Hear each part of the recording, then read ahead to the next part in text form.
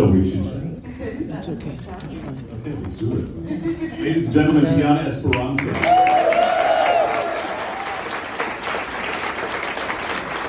Thank you. Thank you so much for coming here and joining us at Rancid on stage to share some of your music. This album is extraordinary. Terror it is such emotional depth. It takes you on a journey, unlike few debut albums I've ever heard do. You know, from the vulnerable and very frank title track, which we will not hear today for obvious reasons, called Terror, to the frisky and joyful Buy You a New Attitude, which we've been playing a lot in Love at WTMD, to, Grenada, yeah. A song called Grenada or Grenada on your album. Honestly, it should be the next James Bond theme. BMG, are you listening? Yeah, BMG, we've been discussing that. The arrangement is beautiful. Yeah, it's just fantastic. So congratulations on this album. Thank you.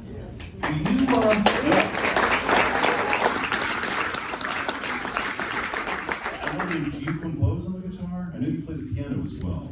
I mostly compose on the guitar.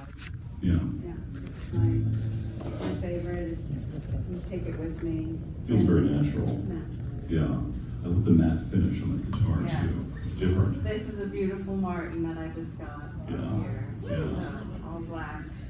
I want to get it even blacker. It's beautiful. Will you be able to see the strings? I hope not. So, you're from Cape Cod, Massachusetts. That's where you grew up, and in fact still live. Yeah. I know you came from a fairly conservative Pentecostal upbringing. Was there a lot of music in the household? Did your folks play? Siblings, friends? Was it present? No, I mean, I grew up Pentecostal, and it was very extremist. So the only music I was allowed to listen to was Christian music. Though my mother was in a band, and there was a bunch of Christian bands, so a bunch of the guys who had maybe converted a little later in life, who hadn't grown up in the church, grew up with hip hop. So I grew up with 90s hip hop, but it was all Christian rap. So it was like listening to Eminem, and I would watch my mom's friends, they would sit in the car and scratch all the squares and everything and try and change it. So I actually grew up on, a lot of that music. And then, of course, when I was leaving, when my grandparents and most of my family left the church, that's when I was listening to pop music on the radio and learning how to sing for pop singles.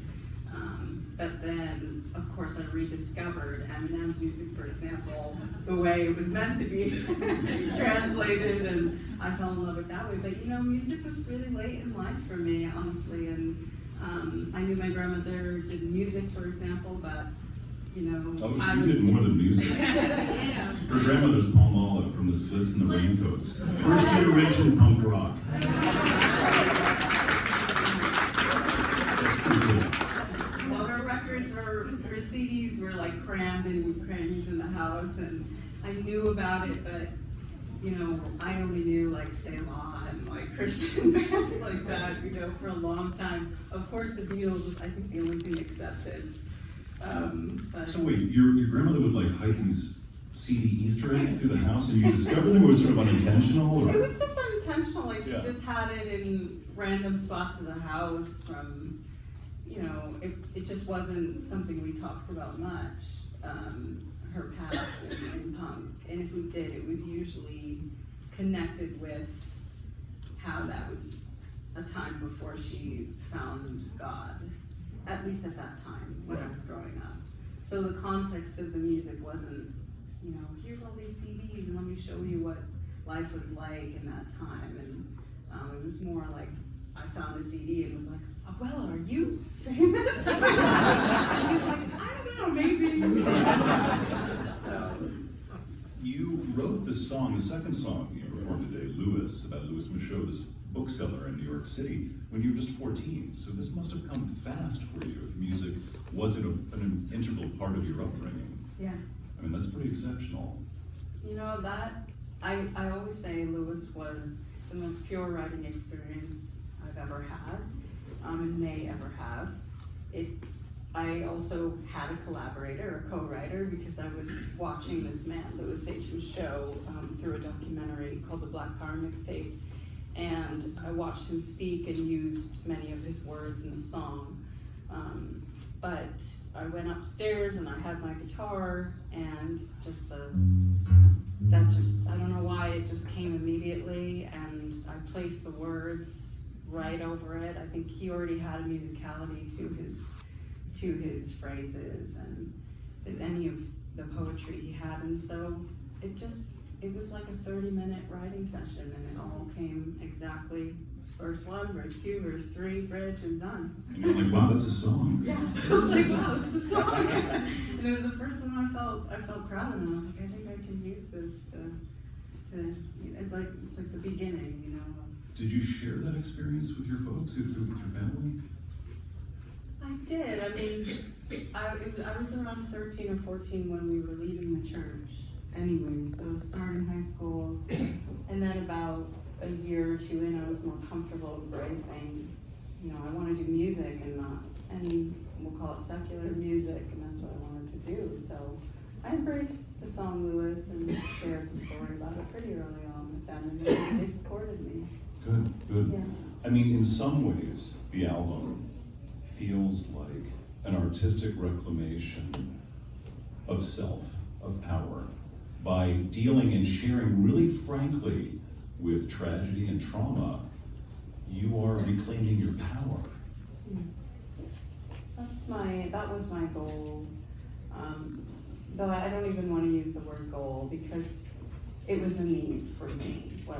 That's why I do music, because it heals me. And then when I see, you know, when I meet people who go, you know, I experienced that too, or I experienced assault, or those are the moments that keep me going. And I knew that I'm not alone in this experience, especially as a young woman of color. I knew that my story needs to be shared, because I'm craving for it. And music, never mind popular music, but in any form or genre of music, and I feel kind of starved of a story that seems to continually be squashed or washed away.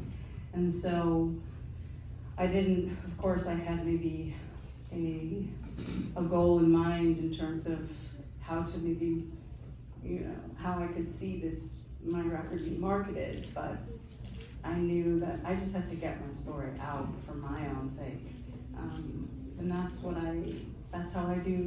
I write, is to be vulnerable and to be honest about every ugly part of my life and my experience and who I am. You mentioned having a co-writer with Louis back when you were 14 years old. There are also collaborators on this album, on Terror. The first of which caught my eye immediately is an old friend of WTMD, Valerie June. And it's more than a collaboration, of course. Yeah, Valerie June. She was your mentor in this program. Share a little bit of that, would you? Yeah.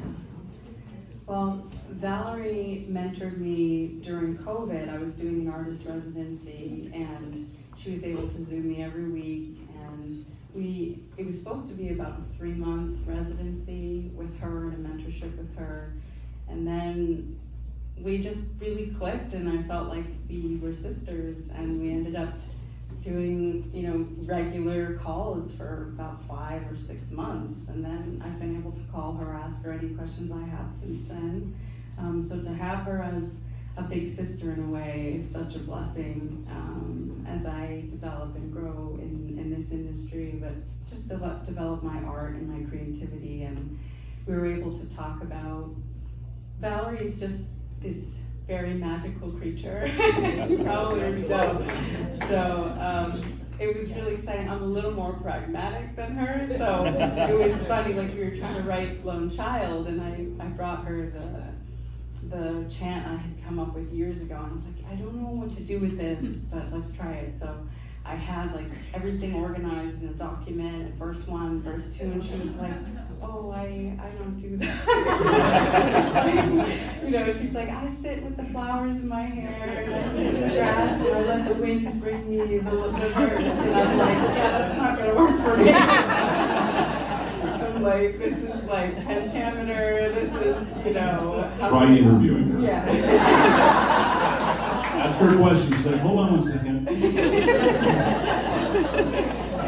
So, yeah, we had a lot of fun, and somehow we made it through, and we got 4 verses, and just crammed it all together. And I was like, you know, we should talk about like darkness and pain and to bring it to light. And she was like, let's talk about joy and flowers and stars. And I was like, okay. But we had so much fun, and it was good to put our minds together in that way, because she was, for like 4 or 5 months, she had been more just talking to me about her experience in music and any advice she could give to me. And this was very different to write with her, and a different part of her, you know. But it was such a great experience. What else to say? Ladies and gentlemen, Tianna Esperanza. Thank you.